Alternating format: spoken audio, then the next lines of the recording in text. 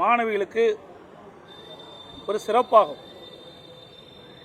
இந்த அண்ணா பல்கலைக்கழக பொறியியல் கல்லூரியில் படித்த மாணவர்கள் பல்வேறு சாதனை படைத்திருக்கின்றார்கள். இந்திய அளவிலும் சரி, வெளிநாட்டிலும் சரி, பல்வேறு வேலைவாய்ப்புகளை பணிபுரிந்து வருகிறார். அப்படி அண்ணா பல்கலைக்கழகம் என்று சொன்னால் தமிழகம் மட்டுமல்ல, இந்தியா மட்டுமல்ல, உலக அளவிலே தெரிந்து கொள்ளக்கூடிய புகழ்மிக்க பல்கலைக்கழகமாக விளங்கிக் கொண்டிருக்கின்ற அந்த பல்கலைக்கழகத்தில் 23ஆம் தேதி இரவு 7:45 மணி அளவிலே ஞானசேகரன் என்பவர் அந்த பல்கலை வளாகத்திலே அத்துமீறி நுழைந்து அந்த பல்கலைக்கழகத்திலே படிக்கின்ற மாணவனும் மாணவியும் பேசிக்கொண்டிருந்த பொழுது அந்த மாணவனை அடித்து உதைத்து அங்கிருந்த மாணவியை பலாத்காரமாக அழைத்து சென்று பாலியல் வன்கொடுமை செய்ய முயற்சி செய்திருக்கின்றார். அதோடு பாலியல் வன்கொடுமை செய்கின்ற அந்த செயல்பாட்டினை அவருடைய செல்போனிலே படம் பிடித்ததாகவும் அந்த மாணவி தெரிவித்திருக்கின்றார். அதோடு பாலியல் சீடல் நடைபெற்றுக் கொண்டிருக்கின்ற அந்த நேரத்தில் அவருக்கு செல்போன் அழைப்பு வந்ததாகவும் அவர் ஒருவிடம் சார் என்று பேசியதாகவும் அந்த மாணவி புகாரிலே தெரிவித்திருக்கின்றார். அந்த சார் யார் என்பதை இதுவரை வெளிப்படுத்தவில்லை. அந்த மாணவி சம்பந்தப்பட்ட காவல் நிலையத்திலே புகார் செய்திருக்கின்றார். அந்த புகார் எல்லாம் இது தெரிவிக்கப்பட்டிருக்கிறது. ஆனால் காவல் உயர் அதிகாரி அவர்கள் அந்த பாலியல் வன்கொடுமை செய்தது ஒருவர் தான், அவர் ஞானசேகரன் தான் என்று குறிப்பிடுகிறார். ஆனால் மாணவி அவர்கள் புகார் கொடுக்கின்ற அந்த புகாரிலே அந்த ஞானசேகரன் அவர்கள் சார் என்று செல்போனிலே பேசியிருக்கிறார் என்று குறிப்பிட்டிருந்தார். அப்படி என்றால் அவர் யார் என்று இதுவரை உயர்காவல்துறையர்கள் தெரிவிக்கப்படவில்லை. இதை மறைக்கின்றார்கள். இது வன்மையாக கண்டிக்கத்தக்கது. அது மட்டுமல்ல, பல்லாயிரக்கணக்கான மாணவ மாணவிகள் படிக்கின்ற அண்ணா பல்கலைக்கழக பொறியியல் கல்லூரியில் எப்படி இவர் அடிக்கடி அங்கே நுழைந்து வளாகத்தில் சுற்றி தெரிய முடியும்? எந்த பாதுகாப்பும் இல்லாத ஒரு சூழ்நிலை இருக்கின்றது. தமிழகத்தில் பல்வேறு மாவட்டத்தில் இருந்து மாணவிகள் அண்ணா பல்கலைக்கழகத்திலே பொறியியல் படிப்பு படித்து வருகிறார். அவர்களுக்கு என்ன பாதுகாப்பு இருக்கின்றது? இன்றைய தினம் பெற்றோர்கள் அச்சப்படுகின்றார்கள். அரசை நம்பித்தான் அந்த பெற்றோர்கள் மாணவி அண்ணா பல்கலைக்கழக பொறியியல் கல்லூரியை படிக்க வைக்கின்றார்கள். அது மட்டும் இல்லாமல் அந்த அண்ணா பல்கலைக்கழக பொறியியல் கல்லூரியிலே சுமார் 70 சிசிடிவி கேமரா பொருத்தப்பட்டிருப்பதாகவும் அதில் 56 சிசிடிவி கேமராக்கள் தான் வேலை செய்வதாகவும் தெரிவிக்கின்றார்கள். மற்றவை ஏன் இயங்கவில்லை? 56 சிசிடிவி கேமரா தான் இயங்குவதாகவும் மற்றவர்களும் இயங்கவில்லை என்ற ஒரு வெட்கக்கேடான செயலை இந்த அரசு தெரிவித்திருக்கின்றது. அது ஒரு முக்கியமான பகுதி. அப்படி மக்கள் நடமாட்டம் கூடிய அந்த பகுதியிலேயே இப்படிப்பட்ட ஒரு பாலியல் வன்கொடுமை நடப்பது கண்டிக்கத்தக்கது. அதோடு ஞானசேகரன் என்பவர் சரித்திர பதிவேடு குற்றவாளி. இவர் மீது 20க்கும் மேற்பட்ட வழக்குகள் பதிவு செய்யப்பட்டதாக பத்திரிகைகளை செய்தி வந்துள்ளன. சில வழக்குகள் தீர்ப்பு கிடைக்கப்பட்டிருக்கின்றன. இன்னும் பல வழக்குகள் நிலுவிலே இருக்கின்றது. இப்படி சரித்திர பதிவேடு உள்ள குற்றவாளி எப்படி தங்குதடை இல்லாமல் அண்ணா பல்கலைக்கழக பொறியியல் கல்லூரியில் நடமாட முடியும்? இதை எப்படி அனுமதித்தார்கள்? இப்படிப்பட்ட சரித்திர பதிவேடு உள்ள குற்றவாளிகள் உள்ளே நுழைந்தால் இப்படிப்பட்ட நிலைமை தான் ஏற்படும். இன்றைக்கு அனைத்து இந்திய அண்ணா திராவிட முன்னேற்ற கழக அரசு இருக்கின்ற போது சட்டத்தின் ஆட்சி நடைபெற்றது. காவல்துறை சுதந்திரமாக செயல்பட்டது. யார் குற்றம் செய்தாலும் அவரை உடனடியாக கைது செய்யக்கூடிய சூழ்நிலை இருந்தது. ஆனால் இன்றைய தினம் இந்த குற்றவாளி திரு ஞானசேகரன் அவர்கள் 23ஆம் தேதி இந்த சம்பவம் நடைபெற்றிருக்குது. 24ஆம் தேதி இந்த மாணவி காவல் நிலையத்தில் புகார் செய்திருக்கின்றார். புகார் செய்தவுடன் இந்த ஞானசேகரனை பிடித்து விசாரித்திருக்கிறார்கள். அப்போது விடுவித்து விட்டார். இது எந்த விதத்தில் அவர் விடுவிக்கப்பட்டார்? பாலியல் வன்கொடுமை செய்த ஒருவரை புகார் வந்த பிறகு அவரை கைது செய்யாமல் ஏன் வெளிவிட்டீர்கள் என்று மக்கள் கேட்கிறார்கள். இது ஒருவரும் இருக்க, இன்றைக்கு காவல்துறை உயரதிகாரி சொல்கிறார், போஸ்டலில் இருந்து 100க்கு கம்ப்ளைண்ட் வந்தவுடன் வழக்கு பதிவு செய்யப்பட்டதாக ஒரு கருத்தை சொல்கிறார். இன்றைய தினம் அந்த துறையுடைய அமைச்சர் சொல்கிறார், போஸ்டலுக்கு கம்ப்ளைண்ட் வரவில்லை, 100% வரவில்லை, நேரடியாக காவல் நிலையத்தில் தான் இந்த மாணவி புகார் கொடுத்தார் என்று முரண்பட்ட கருத்தை சொல்லியிருக்கிறார். காவல் ஆணையார் ஒரு கருத்தை சொல்கிறார், இந்த துறையினுடைய அமைச்சர் நேர்மறையான ஒரு கருத்தை சொல்கிறார். இந்த முரண்பட்ட கருத்து இருக்கின்ற காரணத்தினால்தான் உண்மை நிலை மக்களுக்கு தெரிய வேண்டும் என்று சொன்னால் இந்த வழக்கை சிபிஐயிடம் ஒப்படைக்கப்பட வேண்டும். இதில் ஆளுங்கட்சியைச் சேர்ந்த நபர்கள் சம்பந்தப்பட்டிருப்பதாக பத்திரிகைகளிலும் வலைதளங்களிலும் செய்திகள் வந்து கொண்டிருக்கின்றன. இந்த ஞானசேகரன் என்பவர் திராவிட முன்னேற்ற கழகத்தைச் சேர்ந்தவராக இருப்பதாக செய்திகள் வெளிவந்துள்ளன, வலைதளங்களிலே செய்திகள் வந்திருக்கின்றன. இதையெல்லாம் பார்க்கின்ற பொழுது ஆளுங்கட்சியை சேர்ந்தவரை தப்பிக்க வைக்க இந்த காவல்துறை செயல்படுகின்ற அச்சம் மக்களிடத்தில் இருக்கின்றது. ஆகவே நடுநிலையோடு உண்மையாக பாதிக்கப்பட்ட மாணவிக்கு நீதி கிடைக்கின்ற விதமாக விசாரணை நடைபெற வேண்டும் என்றால் இந்த வழக்கை சிபிஐயிடம் ஒப்படைக்க வேண்டும்.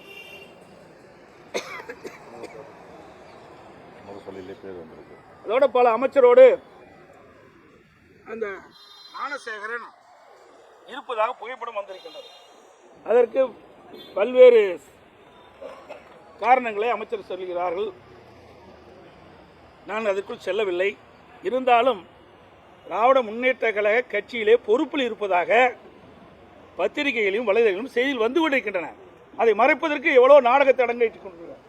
அது மட்டுமல்ல, இந்த வழக்கு பதிவு செய்தவுடன் அவர் பெயர் இடம்பெற்ற அந்த விளம்பர பேனர்கள், அந்த நோட்டீஸு, அந்த போஸ்டர்லாம் கிழித்தெறியப்பட்டிருக்கிறதாக செய்தியில் வருகின்றன.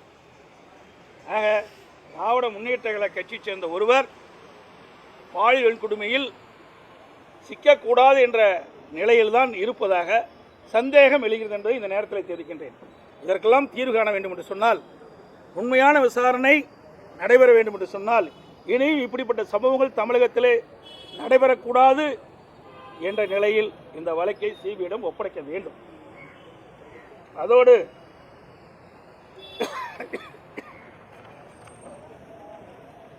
இன்றைக்கு அண்மை காலமாக பார்த்தீங்களா, இந்த 2-3 மாதங்களில் சென்னை மாநகரத்தை சுற்றி பல்வேறு பாலியல் வன்கொடுமை தொடர்ந்து நடைபெற்றுக் கொண்டிருக்கின்றது.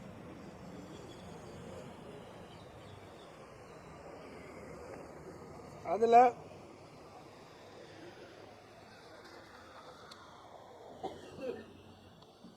அண்ணா நகர் பகுதியில்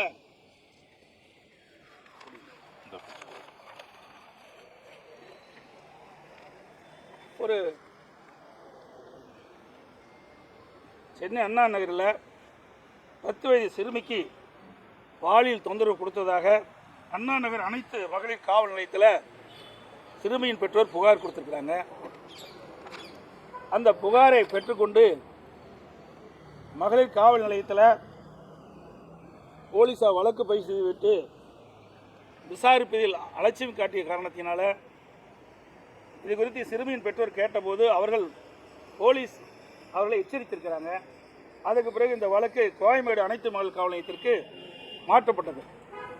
இந்த தகவல்களெல்லாம் பத்திரிகையில் வந்த செய்தியின் காரணமாக உயர்நீதிமன்றமே தானாக முன் வந்து இந்த வழக்கை எடுத்து விசாரித்து இந்த வழக்கு உண்மையாக நடைபெற வேண்டும், பாதிக்கப்பட்டவர்கள் நீதி கிடைக்க வேண்டும் என்ற அடிப்படையில் உயர்நீதிமன்ற நீதிபதி அவர்கள் இந்த வழக்கை சிபிஐ விசாரிக்க வேண்டும் என்று தீர்ப்பளிக்கப்பட்டது. அந்த தீர்ப்பை எதிர்த்து திரு ஸ்டாலின் தலைமையில் இருக்கின்ற அரசாங்கம் உச்சநீதிமன்றத்தில் மேல்முறையீடு செஞ்சிருக்கு. ஒரு வெட்கக்கேடான செயல். உயர்நீதிமன்றமே தானா முன் வந்து சிபிஐ விசாரிக்க வேண்டும் என்று தீர்ப்பளித்த பிறகும் ஏன் உச்சநீதிமன்றத்தில் இந்த அரசு மேல்முறை செய்ய வேண்டும்? இதில் என்ன மர்மம் இருக்கின்றது? யாரை காப்பாற்றுவதற்கு இந்த அரசு முயற்சி செய்கின்றது? பாலியல் வன்கொடுமை செய்கின்றவர்களை தண்டிக்க வேண்டும். அதற்கு மாறாக ஒரு மூத்த வழக்கறிஞரை வைத்து டெல்லியிலே உச்சநீதிமன்றத்தில் வழக்காடுவது எந்த விதத்தில் நியாயம் என்று மக்கள் கேட்கின்றார்கள். இப்படிப்பட்ட சம்பவம் அரசாங்கமே செய்கின்ற காரணத்தினால்தான் இப்படிப்பட்டவர்கள் துணிச்சலோடு இந்த பாலியல் வன்கொடுமையில் ஈடுபடுகிறார்கள். அதோடு மற்றொரு மாணவி சென்னை செந்தாரப்பேட்டையில் மணலம் குன்றிய ஒரு மாணவி கல்லூரியில் படிச்சுட்டு இருந்தாங்க. அவர்களில் 10க்கும் மேற்பட்டவர் தொடர் பாலியல் வன்கொடுமையில் ஈடுபட்டிருக்கிறார்கள். சென்னையில் மட்டும் நடைபெற்ற சம்பவம்.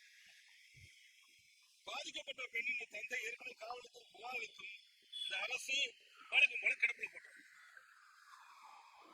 இப்படி திராவிட முன்னேற்ற கழக அரசு ஆட்சிக்கு வந்ததிலிருந்து பெண்களுக்கு பாதுகாப்பு கிடையாது, பொதுமக்களுக்கு பாதுகாப்பு கிடையாது. தொடர்ந்து பாலியல் வன்கொடுமைக்கு சிறுமிகள் உட்படுத்தப்படுறாங்க, பெண்கள் பாதிக்கப்படுறாங்க, மாணவிகள் பாதிக்கப்படுறாங்க. அதோட புதுக்கோட்டை மாவட்டம் ஆவுடையார் கோவில் அங்கே அரசு மருத்துவமனையில் செவிலியராக ஒருத்தர் பணிபுரிஞ்சிட்டு வர்றாரு. அவருடைய அந்தரங்க போட்டாவை காட்டி திமுக கட்சி சேர்ந்த நிர்வாகி அந்தரங்க போட்டாவை காட்டி 10 லட்சம் ரூபாய் கொடு என்று மிரட்டியிருக்கின்றார். அந்த செவிலியர் உடனடியாக மாவட்ட காவல்துறை கண்காணிப்பதை புகார் கொடுத்தார்.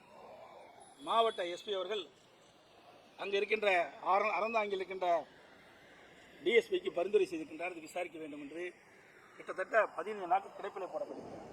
அதற்கு காரணம் அவர் திமுக கட்சி சேர்ந்தவர் என்று பத்திரிகையிலையும் செய்திகள் வெளிவந்திருக்கின்றன. பார்த்தீங்களா, அவர் தான் திமுக பொறுப்பாளர்கள் சொல்றாங்க, முக்கிய பொறுப்பு இருக்கிறதாக சொல்றாங்க. இதுக்கு சட்டத்துறை அமைச்சர் இவருக்கு பாதுகாப்பு அளித்துக் கொண்டிருக்கிறதாக தகவல் வெளியாகி உள்ளன. இப்படி திமுக கட்சி சேர்ந்த நிர்வாகிகள் இப்படி பாலியல் வன்கொடுமைக்கு கொடும் குற்றச்செயலில் ஈடுபடுகின்றவர்கள் திமுக கட்சி சேர்ந்த பெரும்பாலும் இருப்பதாக செய்திகள் வலைதளங்கள் வந்து கொண்டிருக்கின்றன. இதனால தான் காவல்துறை சுதந்திரமாக செயல்பட முடியவில்லை, குற்றவாளிகளை கண்டுபிடிக்க முடியவில்லை. இன்றைக்கு தமிழகத்தில் குற்றவாளிகள் கொஞ்சம் கூட அச்சமில்லாமல் அனைத்து இந்திய அண்ணா திராவிட முன்னேற்ற கழகம் ஆட்சி இருக்கின்ற பொழுது சட்டத்தின் ஆட்சி நடந்தது. ஸ்காட்லாந்து காவல்துறைக்கு இணையாக நம்முடைய தமிழ்நாடு காவல்துறை செயல்பட்டது. நாங்கள் சுதந்திரமாக செயல்பட விட்டோம். குற்றம் செய்வர்கள் அச்ச உணர்வோடு இருந்தார்கள். குற்றம் செய்வர்களுக்கு தகுந்த தண்டனை கிடைக்கக்கூடிய சூழ்நிலை நாங்கள் உருவாக்கி தந்தோம்.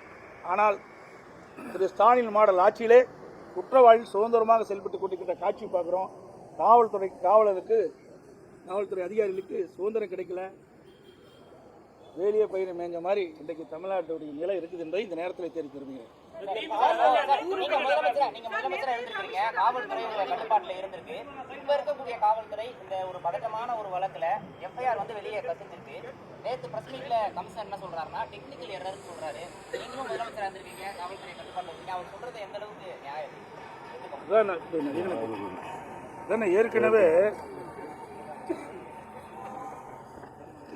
ஏற்கனவே உங்களுக்கு சொன்னேன்.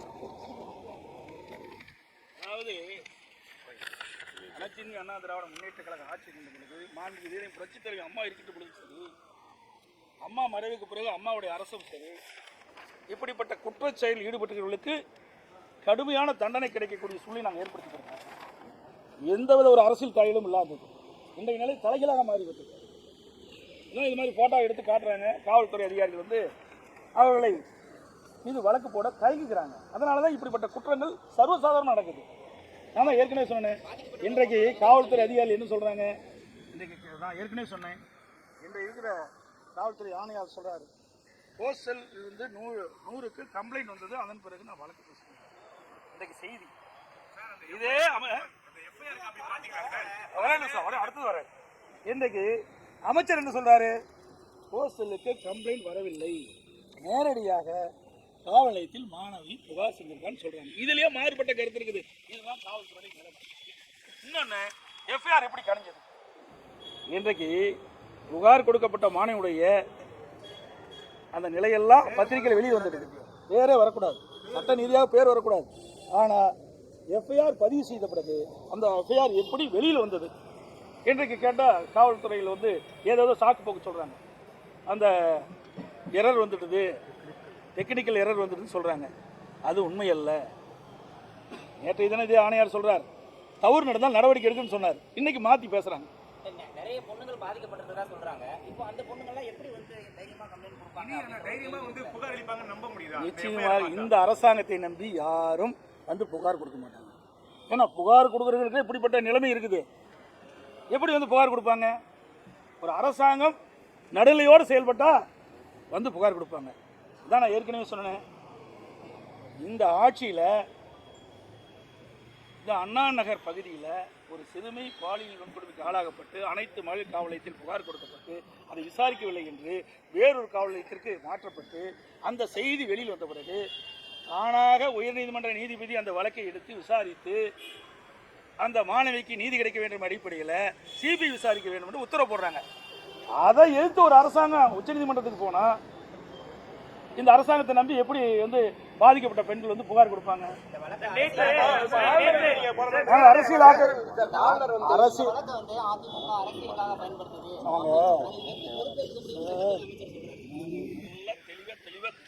திருப்பி சொல்றேன். அண்ணா நகர் 10 வயது சிறுமி பாலியல் கொடுமைக்கு ஆளாக்கப்படுறாங்க. இது நாங்கள்லாம் எடுத்துக்கலாம். எந்த கட்சிக்காரும் எடுத்து நாங்கள்ல எந்த கட்சிக்காரும் இதை எடுத்துக்கலாம். பாதிக்கப்பட்டவர்கள் அனைத்து மகளிர் காவல் நிலையத்தில் புகார் கொடுக்குறாங்க. அந்த புகார் அலட்சியப்படுத்திய காரணத்தினால வேறொரு அனைத்து மகளிர் காவலத்துக்கு மாற்றப்படுறாங்க. இந்த செய்தி பத்திரிகையில் வருது, ஏதோ உயர்நீதிமன்ற நீதிபதி கவனத்துக்கு வருது. உடனடியாக உயர்நீதிமன்ற நீதிபதி அவர்கள் தானாக முன் வந்து அந்த மாணவிக்கு நீதி கிடைக்க வேண்டும் அடிப்படையில் இந்த வழக்கை சிபிஐ விசாரிக்க வேண்டும் என்று தீர்ப்பளிக்கிறார்.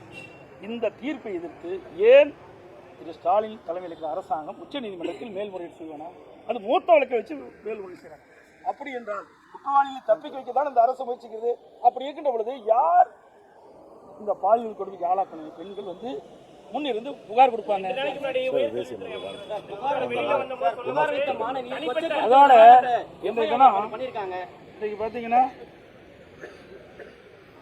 தேசிய மகளிர் ஆணையம் வந்து தானா முன் வந்து இந்த வழக்கெடுத்து விசாரிக்குது. ஆனால் இன்றைக்கு தமிழ்நாட்டில் சட்ட ஒழுங்கு அடியோடு சீர்கட்டு விட்டது. இந்த ஆட்சியில் நிர்வாக சீர்கேடு படுபாதாளத்துக்கு போயிட்டு யாருக்குமே பாதுகாப்பில்லை. அதான் இப்போ வரும்போது கூட சொன்னாங்க, திண்டுக்கல்ல ஒரு பெண்மணியை குத்தி கொண்டுட்டான்னு சொல்கிறாங்க. சோளக்காட்டில் இப்போலாம் கிடக்குதான்னு சொல்கிறாங்க. நாள்தோறும் கொலை, கொள்ளை, திருட்டு, வழிப்பறிவு, பாலியல் கொடுமை நடக்காத நாளே கிடையாது. சட்ட ஒழுங்கு அடியோடு சீர்கட்டு. குறிப்பிட்ட நபர் வந்து திமுக சேர்ந்தவரே இல்ல, தினந்தோறும் அமைச்சர் வந்து பொதுமக்கள் நிறைய பேர் வந்து பாதிக்கிறாங்க, எல்லாருமே வந்து திமுக நபர் ஆயிட முடியுமா அப்படின்னு ஒரு கேள்வி இருக்கு. அதாவது திமுக பொறுப்பாளராக இருக்கின்ற காரணத்தினால்தான் தங்கு தடை இல்லாமல் அண்ணா பல்கலைக்கழக சென்று வந்ததாக தகவல். அதான் அதில் எல்லாம் இருக்குது. யார் எந்தெந்த நோட்டீஸ் இருக்குதெல்லாம் கூட பார்க்கணும்.